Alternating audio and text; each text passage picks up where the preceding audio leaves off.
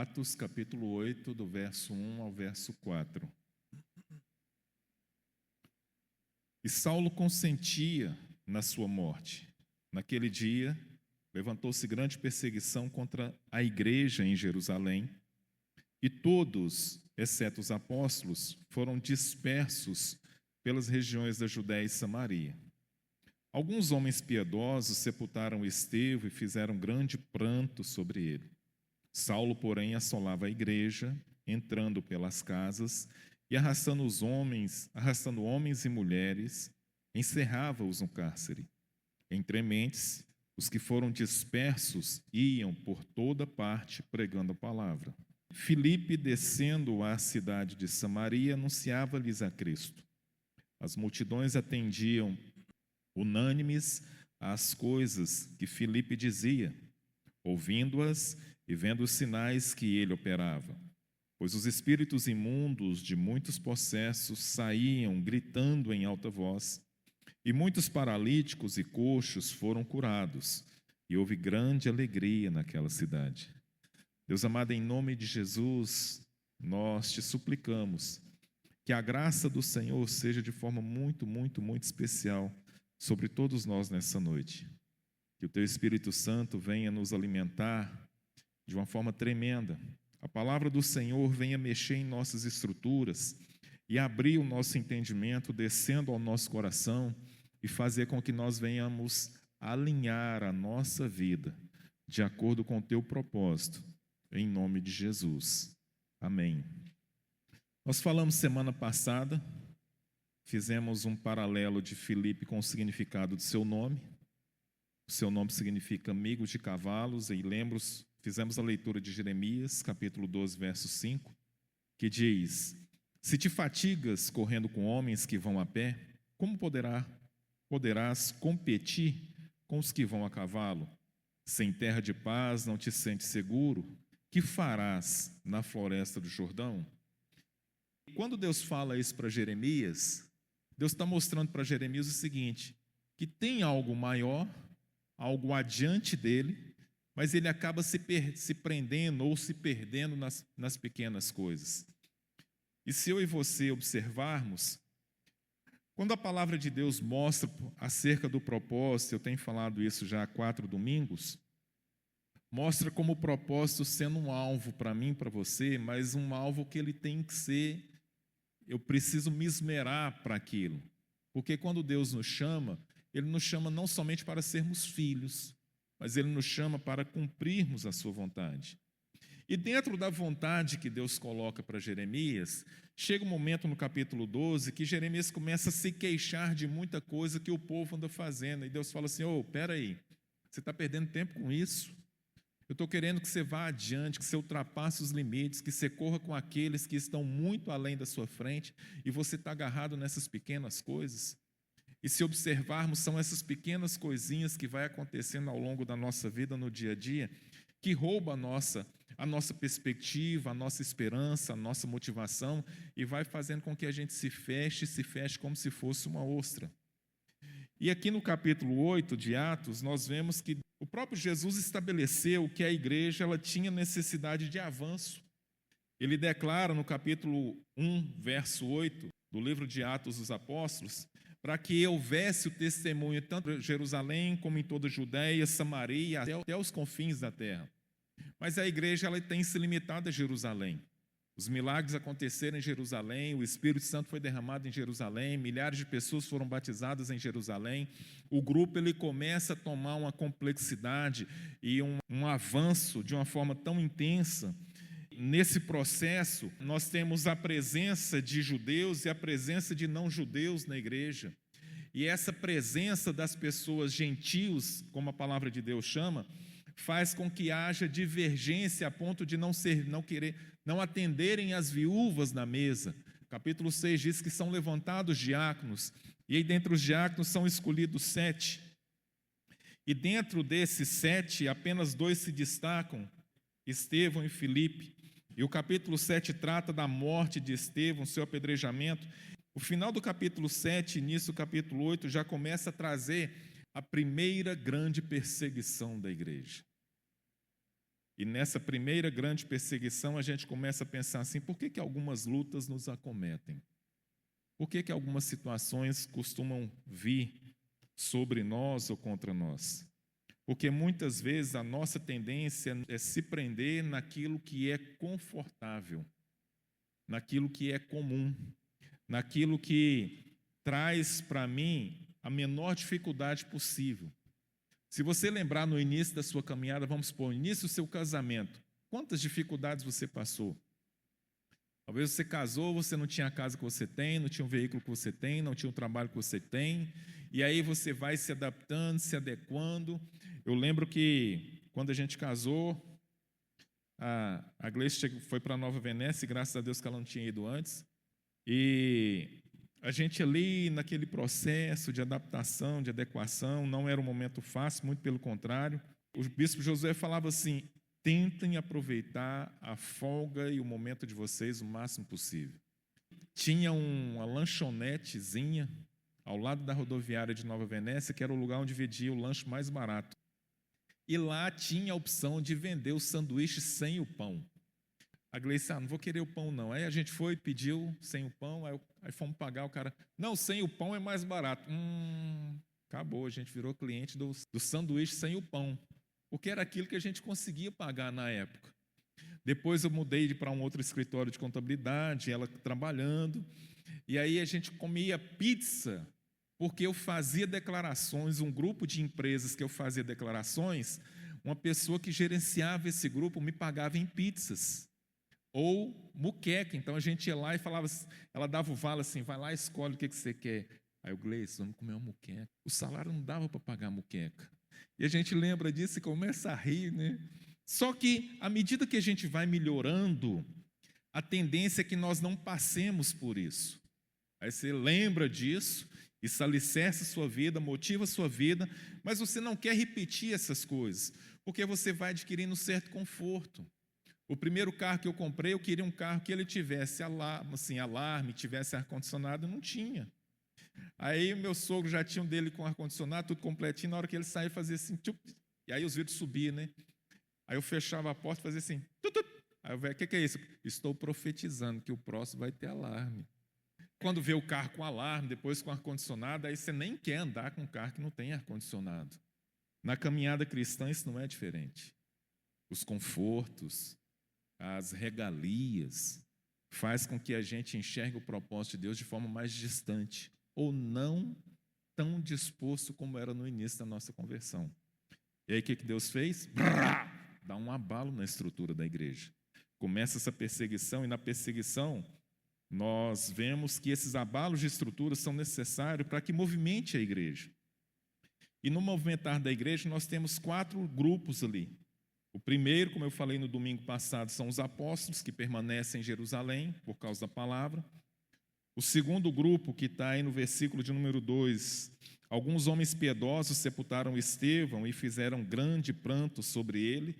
Ou seja, é aquele grupo que teme a Deus, mas que fica agarrado no defunto. Enquanto as coisas estão acontecendo, está ali, não, porque morreu fulano, aconteceu isso, a pessoa agarra no luto e não avança, não prossegue, fica apenas chorando. E não vê as coisas acontecerem. São literalmente aqueles que consideram bem, são cuidadosos, são devotos, são tementes a Deus, mas a vida trava. Por que trava? Porque alguma coisa desestabilizou e abalou a emoção e a pessoa está presa, está agarrada no defunto ou no luto. O terceiro grupo está no verso 3, Saulo, porém, assolava a igreja, entrando pelas casas, arrastando homens e mulheres, e encerrava no cárceres. São aqueles desatentos. Às vezes vem na igreja uma vez na vida, outra na morte, talvez vem só na Santa Ceia, vem só num domingo, ou só vem no dia que está escalado. Acha que não tem necessidade de estar em casa, de estar na igreja, fica apenas voltado para a sua realidade, voltado para as suas casas. São esses dos 4 o único grupo que é lançado no cárcere. Por quê? Porque não estão comprometidos com o reino. Não estão comprometidos com o avanço da obra do Senhor. E sabem o que está acontecendo na caminhada da igreja, mas não se envolvem com a caminhada da igreja. E se tiver alguma coisa nova, fiquei sabendo não? Por que não colocaram no grupo da igreja? Só que dessa vez não deu tempo de colocar no grupo da igreja. Um grupo foi lá e e foi o grupo que foi torturado, porque é o grupo desatento. E o quarto grupo são aqueles que são dispersos, e uma vez dispersos, como diz o verso de número 4, eles vão pregando a palavra. E o propósito é isso. É aquele grupo de pessoas que tem no seu coração o seu comprometimento com o Senhor, que tem no seu coração um entendimento de que eu não preciso me preocupar mais com aquilo que eu sofro, mas por onde eu passar, o perfume de Cristo precisa se manifestar. A glória de Deus tem que se manifestar justamente porque eu e você somos estabelecidos, chamados, salvos, santificados, resgatados, regenerados pelo Senhor, para que a glória dele se manifeste. Se a minha vida e a sua vida consiste em apenas vir no culto uma vez por semana, ou 2 vezes por semana, ou 3 vezes por semana, só isso tem muito espírito que faz melhor do que a gente. Tem muito católico que faz muito melhor do que a gente. Então, por mais que pense, pastor, mas o senhor está falando é muito forte, o meu ouvido não gosta de ouvir isso, então eu vou repetir. Se a minha vida e a sua vida consiste em apenas em vir em cultos na igreja, seja 1, 2 ou 3 vezes por semana, e só isso, tem muito espírito católico que é melhor que você. E não sou eu que estou dizendo isso. Porque esses que foram dispersos aqui, eles foram dispersos pensando assim, a minha vida está correndo risco, se eu não correr, o bicho pega, se eu ficar, o bicho come, mas por onde eu for, eu preciso continuar fazendo aquilo para o qual eu fui chamado, que é pregar a palavra. E o texto diz, então, que a palavra de Deus começa a se cumprir, por quê? Porque aquilo que Jesus disse, Jerusalém, a estrutura foi derrubada, então começa a espalhar. Nessa dispersão, nós temos aqui, eles foram para Judeia e Samaria, como diz o verso de número 1. Foram dispersos pelas regiões de Judeia e Samaria. A palavra de Deus começa a acontecer. Eu e você podemos até retardar a palavra de Deus, mas ela acontece. Eu e você podemos fazer de tudo para impedir, mas eu não faço nada para impedir. O seu não fazer nada já é um empecilho para que a palavra de Deus se manifeste. O meu fazer nada já é um empecilho para que a palavra de Deus não se manifeste. E nessa dispersão, nós temos aqui que, de acordo com a história, 2 dispersões aconteceram antes desse período. Uma no século 8, quando o reino assírio chega e destrói a parte norte, ou o reino de Israel, e no século 6, quando o reinado de Nabucodonosor vem e destrói Judá e leva os judeus para serem cativos. E nessa dispersão, nós temos que muitos ali, eles foram espalhados para outras regiões, e eles começam a resgatar a questão cultica. Estabelecem ali as sinagogas, e à medida que essas sinagogas vão sendo estabelecidas, a palavra de Deus vai sendo ministrada, a Torá vai sendo ensinada, as crianças vão sendo instruídas na palavra do Senhor, novos mestres vão sendo levantados, novos fariseus vão sendo levantados, a palavra de Deus, o reino de Deus, a Torá, a lei de Deus, ela continua sendo manifesta. Por isso que a gente vê lá várias nacionalidades ouvindo derramar a manifestação das línguas na sua própria nação, ou na língua da sua origem materna. Por quê? Porque eles estão dispersos, e ali nessa dispersão, onde tem o Evangelho, onde tem no livro de Atos, faz com que a ociosidade ela seja quebrada. E uma vez sendo quebrada, a dispersão impulsiona ainda mais a intenção do reino de Deus se manifestar. E nessa intencionalidade, o reino de Deus começa a acontecer por quê? Porque é a fusão do propósito, do que Deus estabeleceu, e a intenção de eu aproveitar a oportunidade de levar a palavra de Deus. É isso que Filipe faz. Por onde eu for, a palavra de Deus vai. Nessa manifestação, alguém leia para mim o verso de número 8. Quando eu e você entendemos a necessidade de cumprirmos o propósito de Deus, nós estamos sendo geracionais. Nós estamos gerando transformações. A alegria de Deus nessa região, nessa cidade, ela acontece quando o reino de Deus começa a acontecer. Então, eu e você somos dotados do poder de Deus para mudarmos realidades. Para onde prevalece a morte, a gente fazer prevalecer a vida. Para onde não tem alegria, nós sermos instrumentos de alegria. Para onde eu e você chegarmos, a glória de Deus se manifestar. Mas, às vezes, quando a gente vê assim, alguém que é crente, está no louvor, é uma tristeza que assim, como espero o dia. Será que a gente está esperando de verdade? Porque quando Filipe chega aqui, a motivação de Filipe é salvar a sua pele. Mas quando ele chega ali, ele vê que tem pessoas que estão angustiadas. É como Jesus no capítulo 13 de Mateus, que ele olha para no capítulo 14, que ele está abatido com a morte de João Batista e da forma que João Batista morreu e pelo seu vínculo de parentesco, mas ele olha para aquela multidão e ele diz, eles estão como ovelhas que não têm o quê? Pastor. E o que Jesus faz? O texto diz que ele se compadece. Então Jesus, com dor, ele escolhe um lugar sozinho, uma parte, um lugar deserto, para ele ficar sozinho, mas a multidão o encontra. Ele guarda a sua dor e ele atende a necessidade daquelas pessoas. A palavra de Deus é pregada, milagres acontecem, a primeira multiplicação de pães acontece. Então eu e você precisamos entender o seguinte, que nós somos agente de transformação independente da realidade que eu vivencio. Pastor, mas eu não tenho condição, concordo com você, mas não somos nós, é Cristo em nós. Então, quando você que não tem condição, seja por uma luta emocional, espiritual, da forma que você tiver, mas você começa a manifestar a obra de Deus, começa a falar de Jesus, aquilo que você está falando ou fazendo para o outro, renova a sua fé, renova a sua vida, te enche de gozo. Quando você vê, você está ministrando na vida de alguém aquilo que você gostaria que fosse ministrado. Deus está te usando para ministrar em você e ministrar no outro. Por exemplo, se você for aguar as plantas, a torneira está aqui, você engata a mangueira na torneira e do outro lado de lá que estão as plantas. Aí você vai lá, aguar as plantas e tal, terminou, recolhe a mangueira, tira e guarda. As plantas ficaram bem regadas, amém? A mangueira molhou por dentro? Sim ou não? Nós somos como uma mangueira que vai levar água aonde precisa, mas a água que você leva, ela passa primeiro por você. Ela hidrata você. Ela te beneficia. É isso que Filipe tem entendido. E nesse entendimento ele começa a gerar alegria. Porque o cumprimento do propósito gera transformações.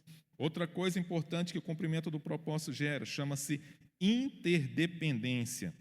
Alguém lê para mim verso 14, 15, 16 e 17. Eu vou ler o 14, depois outra pessoa o 15, uma terceira pessoa 16 e a quarta pessoa 17.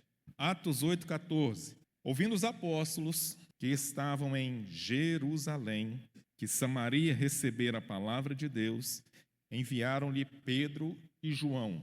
Então nós temos Filipe em Samaria. O texto diz que as multidões atendiam unânimes às coisas que Filipe dizia, viam sinais, espíritos imundos de muitos possessos saíam gritando em alta voz, paralíticos e coxos foram curados, e houve grande alegria naquela cidade, ou seja, houve uma transformação tremenda na vida das pessoas daquela cidade. Mas faltava algo. Eles ainda não tinham recebido o Espírito Santo. E é aí que me chama a atenção uma coisa. O propósito, ele gera interdependência. Como assim? O verso 14 diz que os apóstolos que estavam em Jerusalém ouviram que Samaria receberam a palavra. E aí mandou Pedro e João. O que eu entendo aqui? Que o propósito ele não é autossuficiente na minha vida, mas para o cumprimento da parte global de Deus, para o todo de Deus, eu faço uma parte e você faz a outra. Filipe foi até o limite dele. Ele sabia que faltava algo. Ele não inventou a roda, mas ele sabia da sua limitação. Igreja em Jerusalém, nós estamos aqui, está acontecendo isso, mas eles ainda não receberam o Espírito. Eu preciso da ajuda da igreja para que o Espírito Santo venha a ser derramado. Como é que um cara que ora coxo fica curado, paralítico sai andando, e ele não tem, entre aspas, será que ele não tem unção suficiente para que as pessoas sejam batizadas pelo Espírito Santo através da vida dele? Aí que nós pensamos na igreja como corpo. 1 Coríntios capítulo 12, 13 e 14 fala dos dons, e que Deus distribui os dons conforme Ele quer.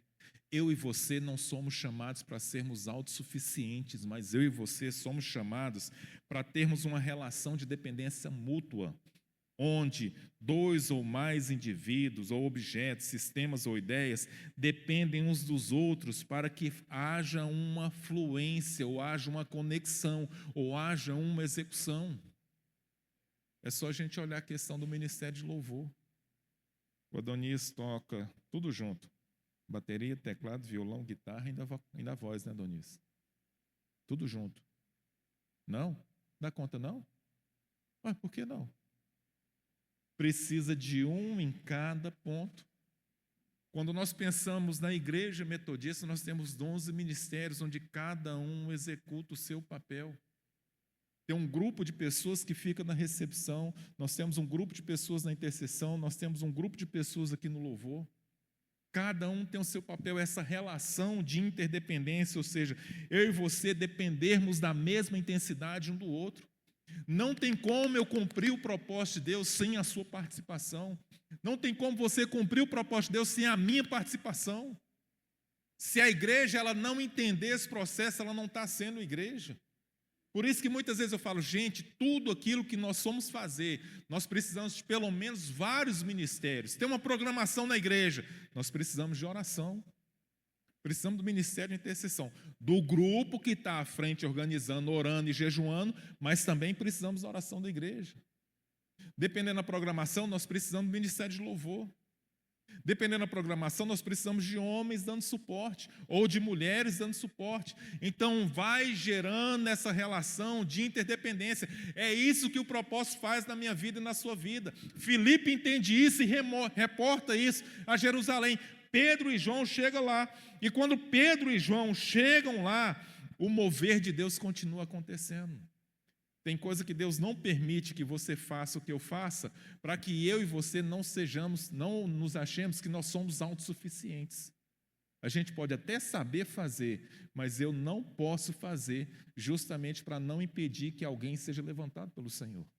O propósito, ele me gera isso. Outra coisa, alguém lê para mim o verso de número 26 e 27 do capítulo 8. Ministro da fazenda da Etiópia, braço direito da rainha. Está sozinho, foi em Jerusalém, adorou o Senhor. Era aquilo que nós podemos chamar como prosélito, amava a lei, estava lendo o livro do profeta Isaías, capítulo 53. Deus sabia do percurso dele, Deus sabia do trajeto, que hora que ele ia sair, que hora que ele ia passar em tal lugar. O GPS dele estava ligado com o coração de Deus. Só que Deus queria levar esse ministro da fazenda da Etiópia a uma experiência mais profunda. Para que Deus levasse esse alto oficial da rainha Candace, rainha dos etíopes, a uma experiência mais profunda, o que Deus faz? Deus olha em toda Jerusalém, olha em Samaria, olha na Judéia e acha quem? Filipe. Só que Filipe está vivendo o auge da igreja em Samaria. O negócio está bombando ali. E aí, bombando, ele chega, Deus fala para ele o seguinte: desce. Eu preciso que você vá para uma estrada que está deserta. O que eu aprendo? Que o propósito, ele está intrinsecamente relacionado à obediência. E a obediência, ela não consiste apenas no que eu estou fazendo, mas a obediência consiste naquilo que Deus quer que eu faça. O tempo de Filipe em Samaria findou. Agora, o tempo de Deus para Filipe era numa estrada que estava deserta. E Deus é bem claro com ele. Eu acho interessante o seguinte, que quando Deus fala com Abraão, vai para a terra que eu vou te mostrar, Deus chega para Filipe e fala assim: você vai para a estrada que desce em direção a Gaza, e já te digo lá, não tem ninguém lá. Você vai ser, como se diz, o único habitante dessa estrada por um tempo determinado. E o que Filipe faz? Prontamente ele vai. Eu não posso ficar preso no propósito como se ele tivesse sempre que frutificar na minha proporção. Mas o real sentido do propósito é que eu seja direcionado pelo Senhor para que eu faça aquilo que Ele quer, no tempo que Ele quiser, onde Ele quiser. O chamado de Filipe não mudou, mas a geografia mudou. E uma vez mudando a geografia, Filipe prontamente obedece. Então, se o propósito ele está intrinsecamente relacionado à obediência, significa o quê? Que ele não pode ser separado ou retirado, porque faz parte da essência. Se eu e você não estivermos dispostos a obedecer ao Senhor, mesmo que Deus mude a sintonia, mude a rota, ou altere aquilo que não está ao meu alcance. Por que altera? Porque eu tenho uma dimensão limitada do todo. Eu enxergo apenas aonde o Senhor me mostra. Então, se o Senhor não me mostrar, não quer dizer que não está acontecendo, mas significa que eu só vejo até ali. E aí Deus disse para Filipe: acabou, agora é na estrada que está deserta. O que ele faz? Ele parte para a estrada que está deserta. O coração dele não fica preso naquilo que está acontecendo, mas o coração está preso apenas em fazer aquilo que Jesus diz: a minha comida e a minha bebida é fazer a vontade daquele que me enviou. É necessário que eu e você entendamos o seguinte: que se eu dispus o meu coração a cumprir a vontade de Deus, não é que a vontade de Deus muda, mas o nível da vontade muda. E o nível da vontade não está medido em números, nem em perspectivas, nem em projeções, ou planilhas, ou qualquer outro tipo de coisa. O nível da obediência vai a partir da confiança de Deus em nós. Filipe poderia não ir? Poderia. Se Filipe não fosse, o que ia acontecer? Travava Samaria. Se Filipe não fosse, ele não viveria experiências maiores com o Senhor. Se Filipe não fosse, a vida dele ficaria presa ali. Ele seria como aquelas pessoas piedosas que enterraram Estevão. Estevão foi morto e enterrado, mas ficaram agarrados em cima do túmulo de Estevão. Preste bastante atenção nisso. Deus quer que você cumpra o propósito, mas o propósito não fica na mesma dimensão. Deus quer que você cumpra o propósito, e o propósito vai te levar a níveis maiores com o Senhor. Continuando, preste atenção ao longo aqui, o que Deus nos possibilita aqui, através da vida de Filipe. Primeira coisa, Filipe ouve a voz de Deus. Por quê? Porque quando eu e você estamos vivendo o propósito, nós experimentamos experiências únicas e profundas. Por isso que às vezes você está ouvindo alguém testemunhar e você fala assim: nó, como é que aquela pessoa viveu aquilo no Senhor? A experiência dela, ao ser relatada para você, te edifica. Mas muitas vezes você não quer passar por experiências das quais a sua narrativa vai edificar outras pessoas. Então, verso 26, o anjo do Senhor vira para Filipe e fala: dispõe-te, vai para o lado do sul, no caminho que desce de Jerusalém para Gaza, que se acha deserto. E ele se levantou e partiu. Verso 29, alguém lê, por favor. Carro do ministro da Fazenda. Com certeza não seria um Fusca, nem um Fiat 147. Se era um carro oficial, e o texto diz que Filipe subiu a esse carro, seria um carro, gente, puxado não por um cavalo, mas por vários cavalos. Seria um carro, por ser um carro de um oficial, seria um carro que nesses trajetos de estrada aí, onde passavam os carros de oficiais, era um carro que lhe proporcionava mais conforto. Então, se era um carro com essas características, o que Filipe precisa fazer? Verso 29, aproxima-te desse carro e o quê? Se o carro tem 4 cavalos, Tem um bobo que tem que correr mais que 4 cavalos para alcançar o carro, certo? O nome Filipe, amigo de cavalos. Lembra que eu comentei de Jeremias capítulo 12, verso 5? Que Deus queria que Jeremias avançasse e Jeremias ficava preso? Só que Filipe não tem a mentalidade de Jeremias agarrado nas coisas sentimentais. Eu imagino que é como se ele estivesse num alto, assim, vamos supor, embaixo de uma árvore, talvez no alto do morro, e aí ele vê o carro aproximando e Deus fala com ele assim, acompanha, aproxima, ou seja, corre. Então, se eu estivesse no alto do morro e você estivesse no alto do morro, a gente não ia correr em direção reta, a gente ia correr na diagonal para a gente pegar o carro lá embaixo. Mas eu teria que dar o máximo de mim. O carro está vindo, eu preciso o quê? Acompanhar, eu vou correr aqui porque na hora que eu chegar o carro está lá. Ele precisava ser um cara estrategista. E esse cara estrategista é um cara que ele é estrategista porque ele ouve Deus, ele filtra a palavra de Deus e ele projeta essa palavra de Deus não apenas para que ficar preso no tempo. Ele projeta essa palavra de Deus para que ela seja executada. E uma vez para que ela seja executada, vai requerer dele determinados esforços que se ele não agir, nada vai acontecer. Então o que ele faz? Ele age. Talvez ele calcula ali como é que vai ser, eu preciso sair correndo aqui para alcançar esse carro.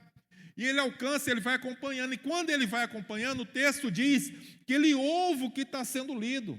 O cara está lendo em voz alta, ele está correndo e pergunta, você está entendendo o que você está lendo aí? Quem aqui já correu para pegar ônibus porque estava atrasado? Gente, misericórdia. Tem coisa pior não. Teve uma época que eu tinha que pegar um ônibus, que era o último ônibus, ele passava 11h10, e se eu perdesse esse ônibus, aí eu tinha que fazer uma reviravolta todinha para poder chegar na minha casa. E aí dava 11h05, eu partia. E tinha vezes que o ônibus adiantava um pouquinho. Então, eu saía aqui na rua e tinha uma praça grande, e o ponto de ônibus era no final da praça. Quando eu ouvi o barulho, eu já ia correndo e cortando a praça. O motorista, ele fazia questão de frear em cima do ponto de ônibus. Aí, quando eu entrava assim, bufando assim, ele falava assim, cara, dá gosto de eu adiantar um pouquinho só para te ver correndo nessa praça. Você corre bem, eu descomungado. Mas não tem coisa pior, você pensa assim, nossa, eu tenho que correr, porque se eu correr, que hora que vai passar esse ônibus? Aí você começa a fazer tudo. Eu vejo Filipe correndo como se ele tivesse que pegar o ônibus. Às vezes, assim, você está correndo, o ônibus passa e você começa a gritar, bater, para, assim. Eu imagino Filipe com essa cena. Só que ele precisa ouvir o que está sendo falado. A corrida, o cansaço, a exaustão, ele está esbaforido. Não impede que ele converse ou dialogue para saber o que aquela pessoa está passando. Eu não sei o que você tem passado. Eu não sei o seu desespero, a sua correria, o seu cansaço, mas eu e você precisamos estar dispostos a ouvir o que o outro está vivenciando, para que a gente entre e faça parte da vida daquela pessoa. Não existe manifestação do propósito de Deus se eu e você não ouvirmos a Deus e não ouvirmos o que a pessoa está passando. Então Filipe ouve e aí pergunta assim, você está entendendo o que está lendo? Não! Como que eu vou entender se ninguém me explica? Para que eu te explico. Filipe se coloca à disposição, por quê? Porque para Filipe o importante é cumprir o propósito, e uma vez cumprindo o propósito, o resultado é experiências únicas e profundas. Ele começa como ouvindo o Senhor. Segunda coisa, verso 35, alguém lê por favor. Lembra que um dos quesitos para ser diácono era que conhecesse a palavra de Deus? E aí Filipe vê que ele está lendo o livro do profeta Isaías, capítulo 53, onde no verso 32 começa dizendo, ora, a passagem da escritura que estava lendo era esta, foi levado como ovelha ao matadouro, e como cordeiro mudo perante o seu tosqueador, e assim ele não abriu a boca. Na sua humilhação lhe negaram justiça. Quem lhe poderá descrever a geração? Porque da terra a sua vida é tirada. Então o eunuco disse a Filipe, peço-te que me expliques. A quem se refere o profeta? Fala de si mesmo ou de algum outro? Então Filipe começa a explicar, por essa passagem da Escritura, até chegar em Jesus. O que eu aprendo aqui? Que uma outra coisa que o propósito, sendo cumprido, vai gerar na minha vida e na sua vida, É profundidade na palavra com revelação. Filipe chega e fala assim: deixa eu te contar então. Profeta, ele está dizendo isso, por isso, assim, assim, assim, assim. E ele vem trazendo uma construção de Isaías até chegar no nascimento de Jesus, na vida de Jesus, no sacrifício de Jesus, na ressurreição de Jesus. E por que que Jesus fez tudo isso? O propósito vai me levar a um aprofundamento na palavra. O propósito vai me levar a uma revelação mais clara daquilo que Deus quer fazer.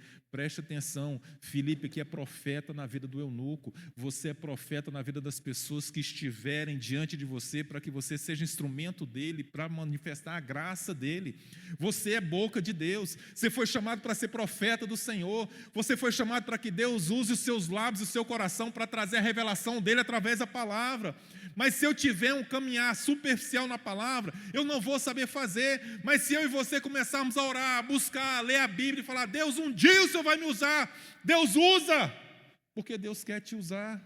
Mas o propósito vai te levar a essa experiência profunda na palavra e na revelação. Talvez você fale assim: como é que essa pessoa teve essa revelação? Porque essa pessoa tem procurado cumprir o propósito de Deus. Outra coisa importante. Verso 36 a 38.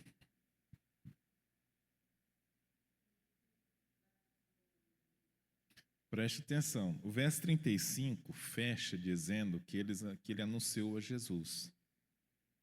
Só que quando ele começa a falar de Jesus, ele não para em Jesus sem falar de arrependimento, conversão e batismo.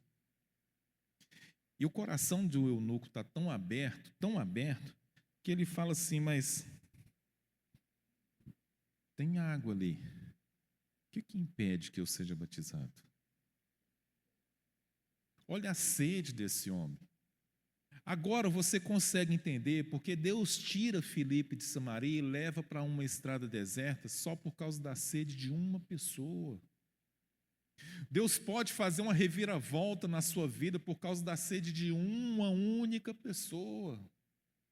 Se você é profeta de Deus na vida daquela pessoa, Deus pode colocar a sua vida de cabeça para baixo para salvar uma pessoa. Aí você fala: mas que é isso, pastor? Se você se colocou à disposição do Senhor, se você falou que quer ser usado pelo Senhor, se você falou que Deus pode fazer na sua vida o que Ele quiser, Deus vai te usar por causa de uma pessoa. Só que não é somente uma pessoa. É a partir de uma pessoa, uma nação. A partir de uma pessoa, uma nação. Você pode revirar o livro de Atos dos Apóstolos todinho. Você vai ver que Barnabé dedica a maior parte da sua vida por causa de uma pessoa. Mas não é uma pessoa. São todas as nações do Novo Testamento e das nações pós-Novo Testamento, por causa de Paulo. Barnabé investe sua vida em Paulo. Barnabé defende Paulo. Barnabé discutiu com Paulo. Mas Barnabé deu boa parte da sua vida por causa de um homem. Deus pode chamar você por causa de uma única pessoa. De uma única pessoa. Tem um cara que ele me ganhou para Cristo. O nome dele é Rones Carlos Ferreira. E o Rones, eu comecei a trabalhar com ele e ele pregava para mim todo dia, o dia todo. Todo dia. Ele abria a Bíblia e pregava, e meu irmão pregava em casa e ele no trabalho. E tinha aqueles microsystem, né, final dos anos 80. E lembra que a gente passava aqueles microsystem, gradientes, os caras andavam até assim, ó. E aí na sexta-feira ele levava para o serviço. E o dele era bem moderno, bonito, duplo deck, gravava tudo certinho. E ele levava e colocava fita o dia inteiro. Então, os louvor que cantava na igreja eu já sabia porque eu aprendi no serviço. E o repertório dele não era ruim, não. Era Logos, era um punhado de várias músicas. E quando eu estava cansado de ouvir tanta música, eu começava a cantar Titãs, Legião, Engenheiros do Havaí e as músicas mais pesadas do Titãs. Eu não estou gostando de você cantar isso aqui. Nem eu estou gostando, porque meu ouvido não é pinico para ficar ouvindo louvor o dia inteiro. E a gente, tinha hora que a gente discutia. E aí o Rony tinha um culto visitante na igreja, ele me chamou para ir, que dia? Tal dia. Eu passo a sua casa. Não precisa passar, não. Não, por quê? Não precisa não. Eu vou na sua igreja. Ele disse, você tem certeza? Tem. Mas com uma condição. Se eu for na sua igreja, nunca mais você coloca louvor aqui. Ele o quê? Você não coloca mais louvor aqui. Aí ele olhou assim, fechado. Fechado. Que hora que é seu culto? 7h30. 7 horas eu estava na esquina, gente. Eu queria ir na igreja só para ficar livre do som do Rones. Você não vai pregar para mim? Ele, não prego mais não. Aí ele chegou no sábado assim, você chegou primeiro. Cara, nós temos um acordo. Segunda-feira eu não vou ouvir mais música no trabalho. Segunda-feira você não vai ler a Bíblia mais para mim. Você acha que eu desperdicei essa oportunidade? Fui no culto, gostei. No outro dia tinha um culto, no outro sábado tinha um culto especial. Aí eu olhei assim, eu falei para ele assim, vou vir nesse culto. Você está me zoando? Não, eu vou vir nesse culto, estou te falando. Ele, você tem palavra? Tá. Aí nesse segundo culto eu aceitei Jesus.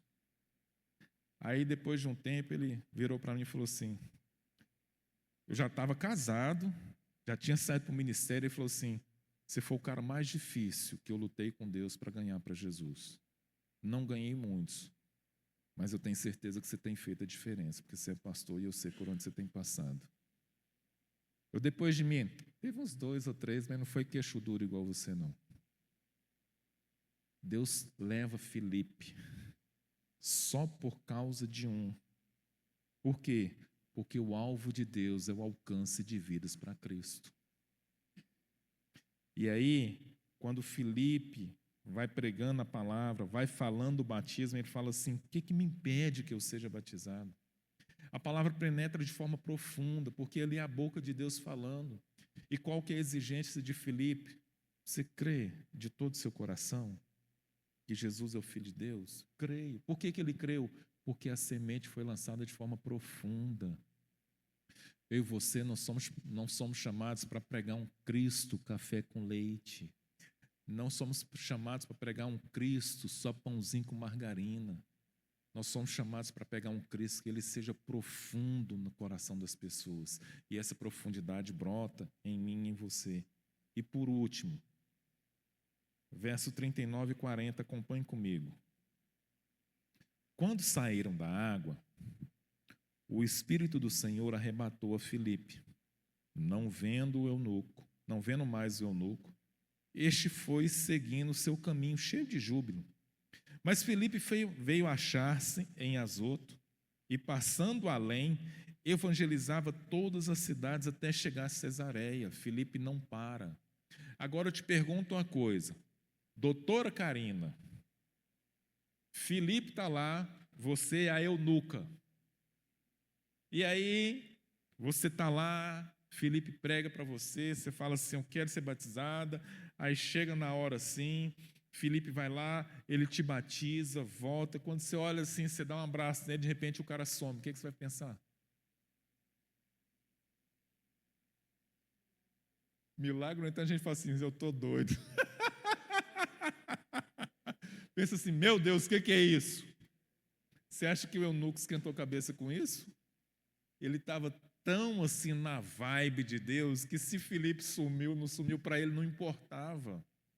Gente, a minha dimensão com Deus e a sua, por mais que o sobrenatural ele aconteça na minha vida, ele não vai gerar susto, ele vai gerar adoração ao Senhor. Tem gente que quando começa a ver o mover de Deus até, ai meu Deus, o que é isso? Não, o eunuco era novinho em folha, acabou de sair da água.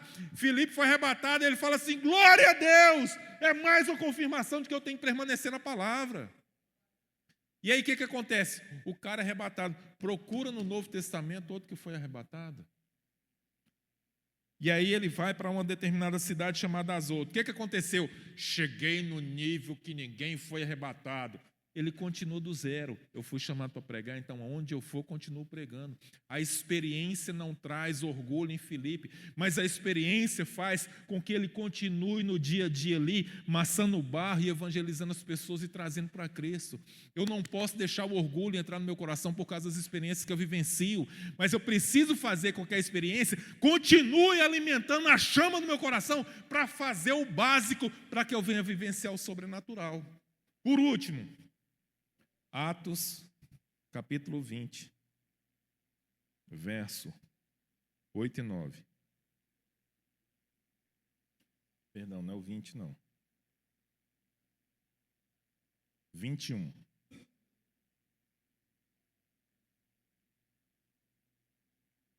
Atos 21, verso 8 e 9. No dia seguinte, partimos e fomos para Cesareia. E entrando na casa de Filipe, o evangelista. Os anos se passam, ele se casou, ele teve 4 filhas, mas ele não perdeu a essência. Ele continua no propósito. O propósito não tem fim. A única coisa que finda o propósito é quando você ouvir a trombeta te chamando para a glória. Do contrário, você continua. Ah, mas eu sempre faço a mesma coisa. Você foi chamado para pregar a palavra. Você foi chamado para viver o propósito. Continuando. O evangelista, que era um dos 7, ficamos com ele. Tinha o quê? 4 filhas donzelas que profetizavam. O que eu aprendo aqui?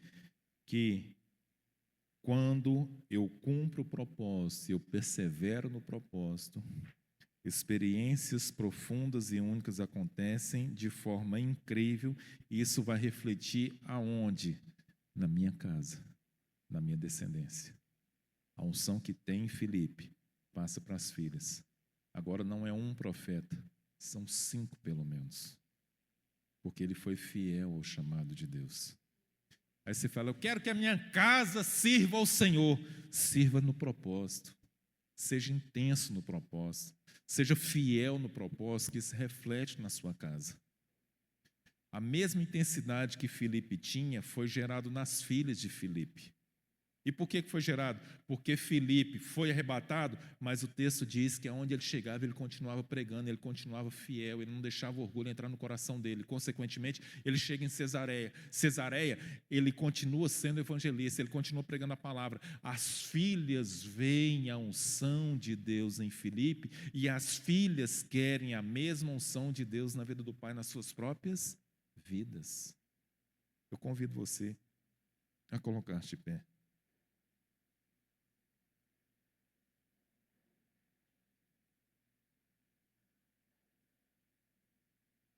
Seja fiel àquilo que Deus tem para a sua vida.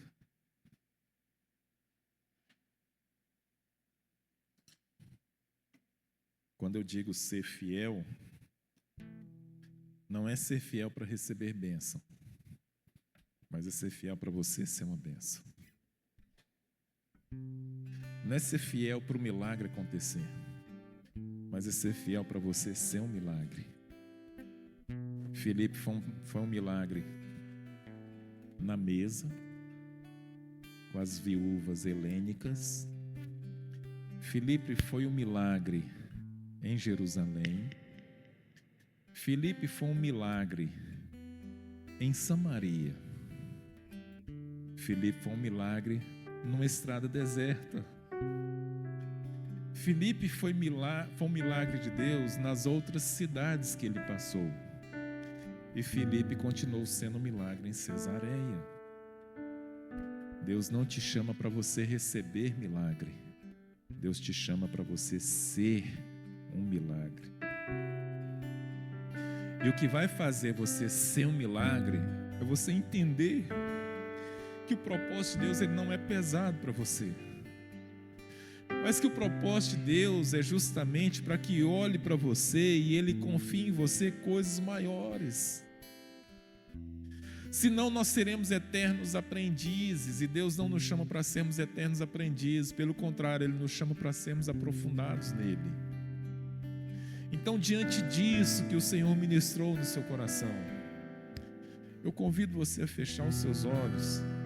E se você quiser vir ao altar do Senhor para renovar o seu propósito, renovar o seu chamado e ter a disposição de ser um milagre de Deus, para que esse milagre ele seja manifesto aonde você estiver, pode vir aqui à frente, porque você é um milagre de Deus. O Senhor investiu na sua vida, o Senhor chamou você, o Senhor entregou Jesus na cruz do Calvário, porque Deus confiou a você algo muito maior, que talvez você não consiga enxergar, porque você ainda está preso em determinadas coisas, que talvez essas coisas ainda estão lá atrás. Aí você fala: Deus, mas como é que eu faço? Se for preciso, Ele vai levantar uma dispersão, uma perseguição, para mexer, para movimentar você. Mas quando você entra no movimento, você não pode parar. Quando o Espírito Santo de Deus ele começa a te movimentar, é para você continuar para algo muito maior. E não é a quantidade de pessoas que vai determinar o seu fruto em Deus, mas é a sua intensidade em Deus que vai te levar a frutos promissores, onde o Senhor vai olhar e falar assim: servo bom e fiel, foste fiel no pouco, e sobre o muito eu te colocarei. Aleluia, Senhor. Ore ao Senhor, rasgue o seu coração com Deus.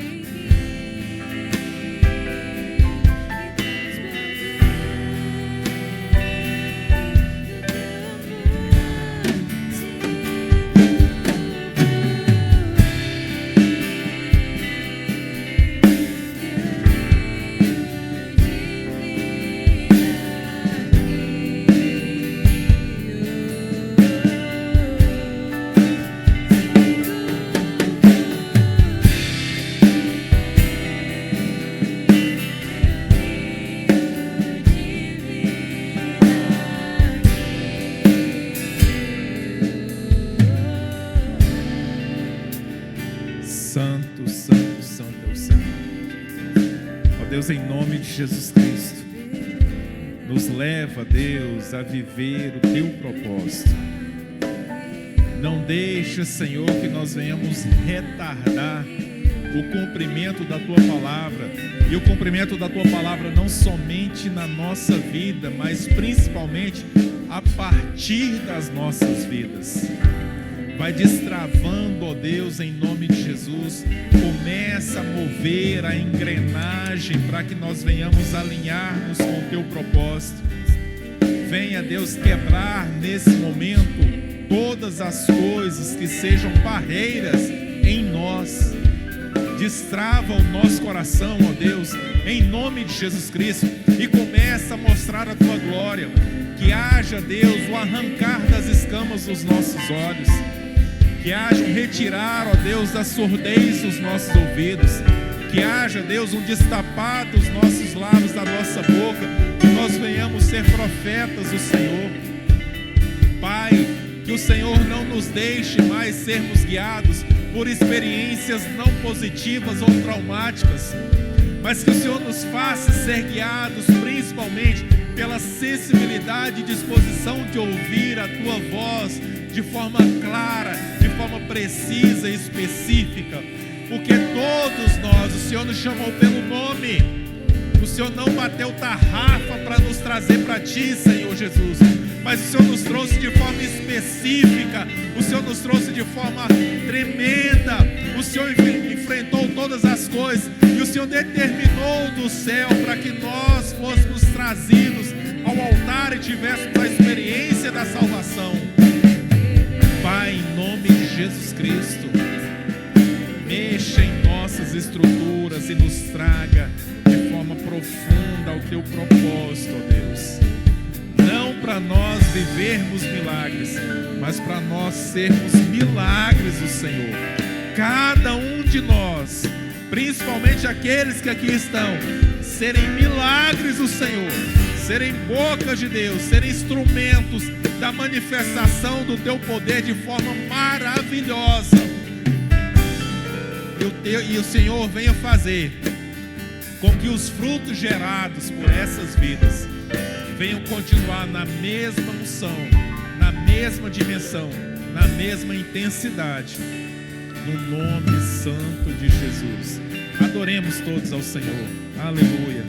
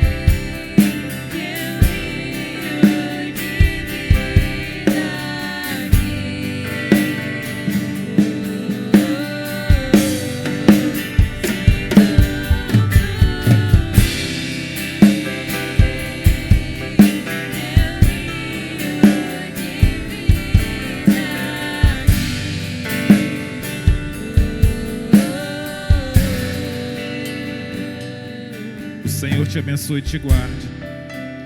O Senhor faça resplandecer o rosto sobre ti e tenha misericórdia de ti. O Senhor sobre ti levante o rosto e te dê a paz. Que o Senhor abençoe sua vida poderosamente em nome de Jesus. Dê um abraço no seu irmão e na sua irmã. E uma semana abençoada para você em nome de Jesus.